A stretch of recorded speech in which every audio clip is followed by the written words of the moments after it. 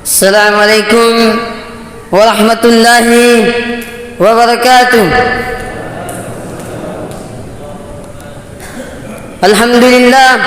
Alhamdulillahi rabbil alamin. Nahmaduhu wa nasta'inuhu wa nastaghfiruh wa na'udzu billahi min shururi anfusina wa min sayyiati a'malina. Amma ba'd. Segala puji bagi Allah yang memberikan kerajaan dan mencabut kerajaan itu pula, yang memuliakan dan yang menghinakan, yang memasukkan malam ke dalam siang dan memasukkan siang ke dalam malam, atau dengan kata lain, yulijul laila fin nahari wa yulijul nahara fil lail. Dan ialah pula Allah Subhanahu wa taala yang maha perkasa, maha kuasa atas segala sesuatu.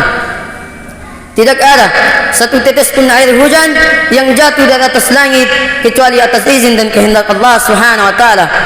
Dan tidak ada pula satu helai daun yang gugur kecuali Allah Subhanahu wa taala mengetahuinya. Sebagaimana dikatakan di dalam Al-Qur'an, "Wa ma tasqutu min warqatin illa ya'lamuha." Tidaklah satu daun yang gugur kecuali Allah Subhanahu wa taala mengetahuinya. Salat serta salam tak lupa pula kita curahkan kepada baginda besar kita, yakni Nabiullah Muhammad sallallahu alaihi wasallam, karena ialah nabi yang rela bermandi darah hanya untuk umatnya, yang rela bercucuran darah hanya untuk kita.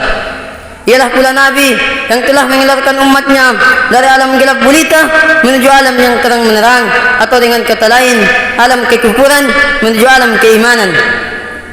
Hadirin wal hadirat, berdirinya saya di sini bukan karena ingin dikata, bukan karena lebih mulia, bukan karena lebih pandai. Akan tetapi berdirinya saya di sini hanya untuk menyampaikan sebuah ceramah yang bertemakan Al-Quran. Rasulullah sallallahu alaihi wasallam pernah mengadu kepada Allah, dan pengaduan beliau Allah berikan di dalam Al-Quran. Allah Subhanahu wa taala berfirman, "A'udzu billahi minasy syaithanir rajim. Bismillahirrahmanirrahim. Wa qala ar-rasul ya rabbi inna qaumi ittakhadhu hadzal qur'ana mahjura." Wa qala ar-rasul, dan berkatalah Rasulullah sallallahu alaihi wasallam, "Ya Allah, ada di antara umatku yang memboikot Al-Quran, ada di antara mereka yang mengabaikan Al-Quran." Na'udzubillah min zalik. Kita berlindung kepada Allah Subhanahu wa taala dari hal tersebut. Siapakah gerangan mereka yang mengabaikan Al-Quran, yang membelakangi Al-Quran? Mereka lah orang-orang yang berpaling darinya.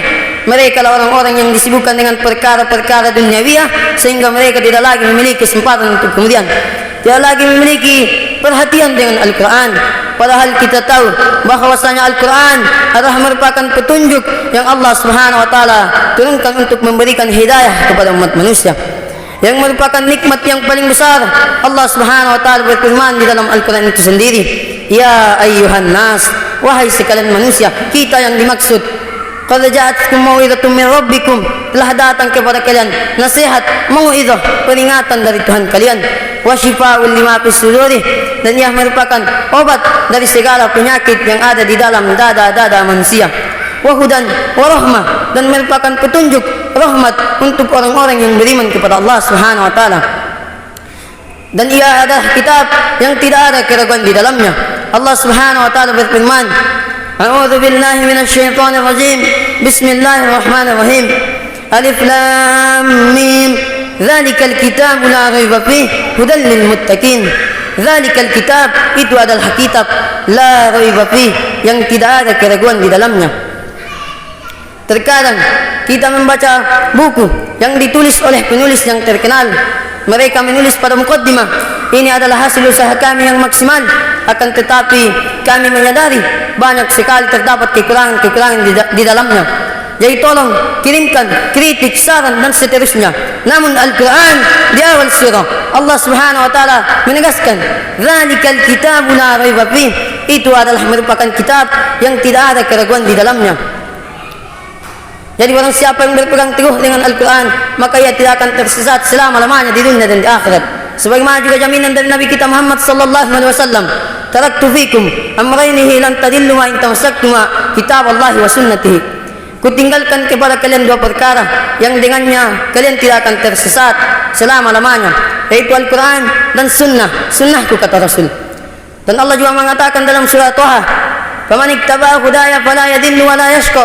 Barang siapa yang mengikuti petunjukku kata Allah, fala yadil, ia tidak akan tersesat, wala yashqa, dan ia tidak akan sengsara. Sebaliknya kata Allah, barang siapa yang berpaling dari petunjukku, berpaling dari ayat-ayatku kata Allah, "Wa man aghrada an dzikri fa inna lahu ma'isyatan dhanka." Dan barang siapa yang berpaling dari petunjukku kata Allah, maka ia akan merasakan kehidupan yang sempit, walau dunia dan segala isinya telah dipaparkan untuknya, walau dunia dan segala isinya telah diberikan untuknya.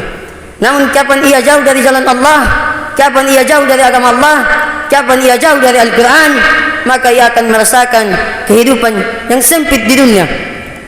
Adapun di hari kemudian kata Allah, adapun di hari kemudian ia akan dibangkitkan dalam keadaan buta, ketika ia protes, ketika ia berkata kepada Allah, "Qala rabbi lima hasartani a'ma." Ya Allah, mengapa engkau membangkitkanku dalam keadaan buta? Wa qad kuntu basira, padahal dulu di dunia aku melihat. Maka kemudian dia dijawab, "Kadzalika atatka ayatuna wa nasitaha wa kadzalika yawma tunza."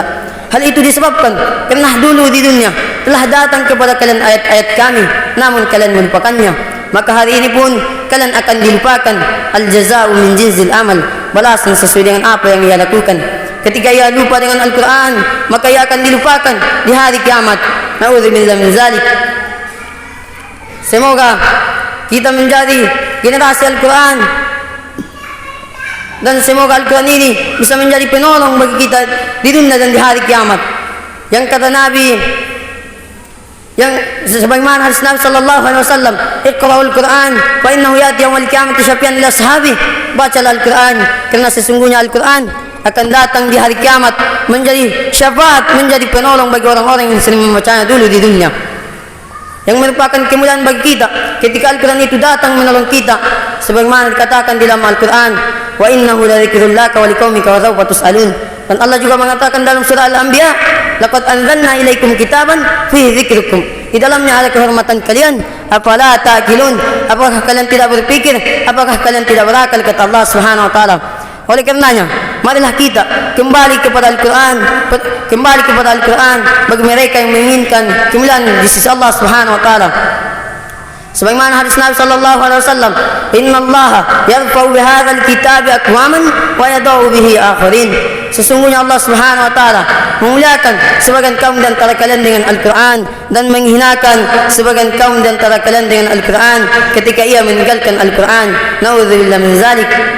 Semoga kita menjadi generasi Al-Quran yang kata Nabi, mereka adalah kerabat Allah dan orang-orang khususnya Allah Subhanahu wa taala, yaitu para penghafal Al-Quran. Amin ya rabbal alamin. Mungkin ini saja yang bisa saya sampaikan, kurang dan lebihnya mohon dimaafkan. Semoga Allah Subhanahu wa taala memberikan kita hidayah, taufik dan hidayahnya, dan tak kalah pentingnya lagi keistiqomahan di atas hidayah tersebut. Assalamualaikum warahmatullahi wabarakatuh.